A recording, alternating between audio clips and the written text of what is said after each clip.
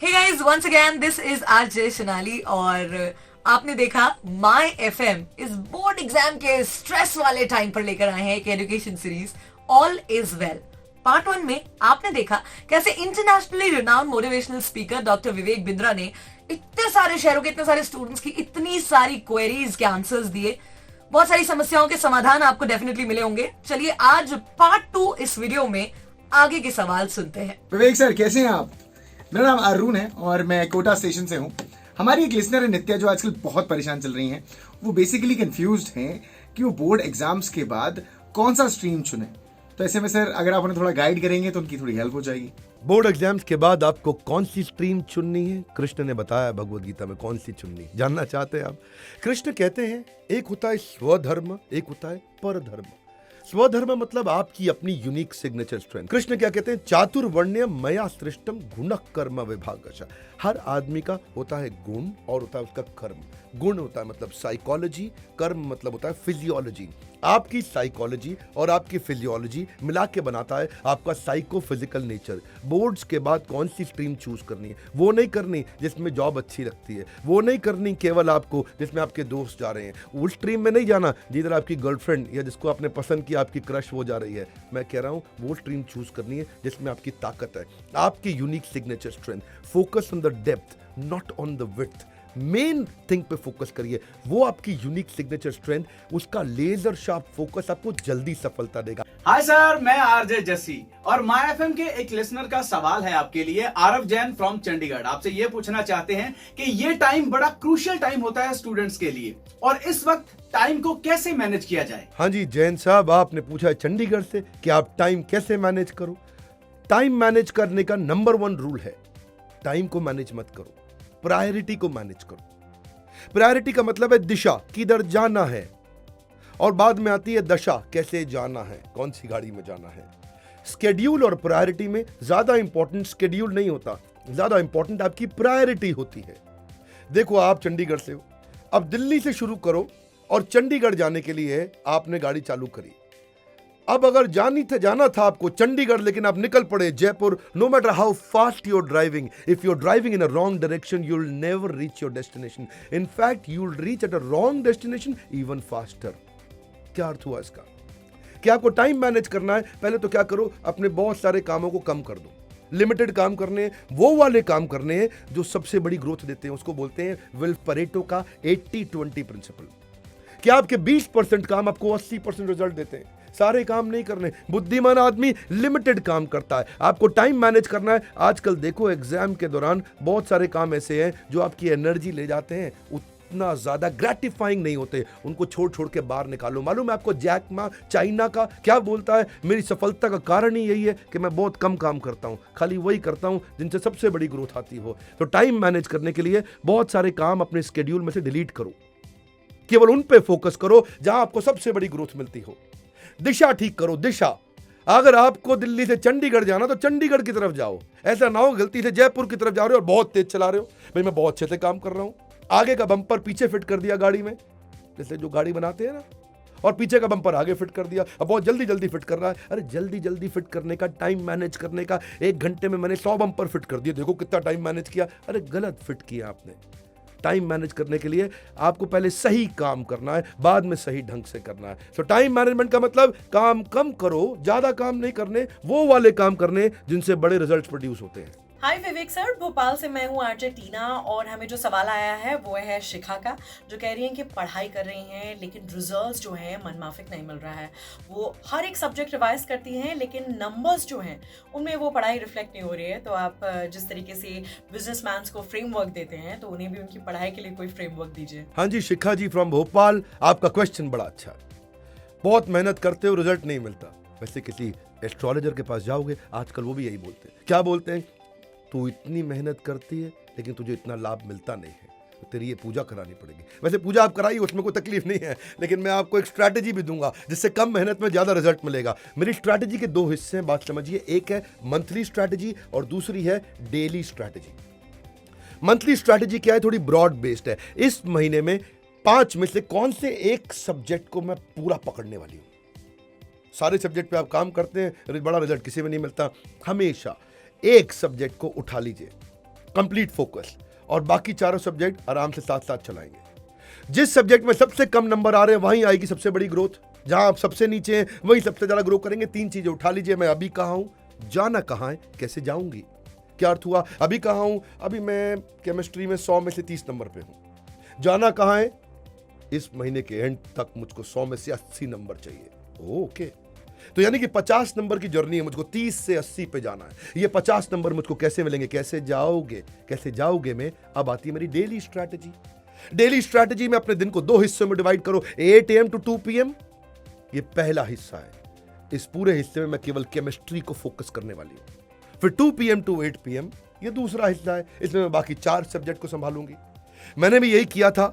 जिस सब्जेक्ट में मेरे को थोड़ा मैथमेटिक्स में तकलीफ आ रहा था तो मैंने सारा फोकस मैथमेटिक्स में डाला, बाकी 4 साथ साथ चलाए। क्योंकि आपको, हमारे देश की पढ़ाई ऐसी है कि 5 सब्जेक्ट में या 4 सब्जेक्ट में अच्छे नंबर लाने जरूरी हैं। जिसमें सबसे ज्यादा वीक चल रहे हो उसको सुबह सुबह निपटा लो। सबसे कठिन काम को सबसे पहले कर लो, क्योंकि आपकी सुबह एनर्जी हाई होती है, शाम तक एनर्जी लो होने लग जाती है। इजी काम आप फिर भी शाम तक कर लोगे। दिन को बनाया 2 हिस्से में।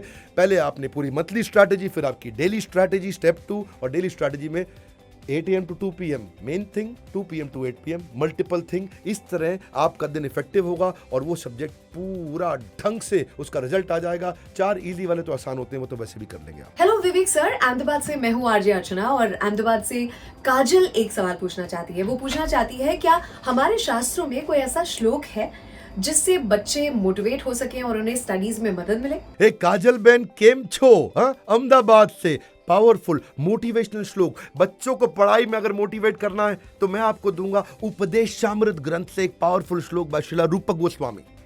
क्या कहते हैं? उत्साह निश्चया धैर्यात् तत्तत् कर्म प्रवर्तनात् संगत्यागो सतोवृते षड्भिर्भक्तिर प्रसिद्धति। ये 6 बातें हैं मोटा मोटा इसमें। पहला क्या है? उत्साह। उत्साह मतलब एंथुसियाज्म। एंथुसियाज्म का मतलब क्या है?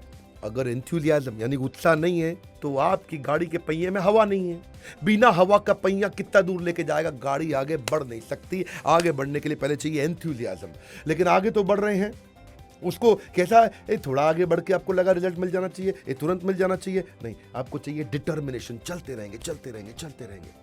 तो अगर बच्चा पढ़ाई में तेज करना है ना, तो उनको ये 6 बातें बतानी पड़ेगी आपको। उसका एंथुसियाज्म भी रहना चाहिए, डिटर्मिनेशन भी रहना चाहिए। हो सकता है फिर भी रिजल्ट ना आए तो तीसरा वर्ड पेशेंस।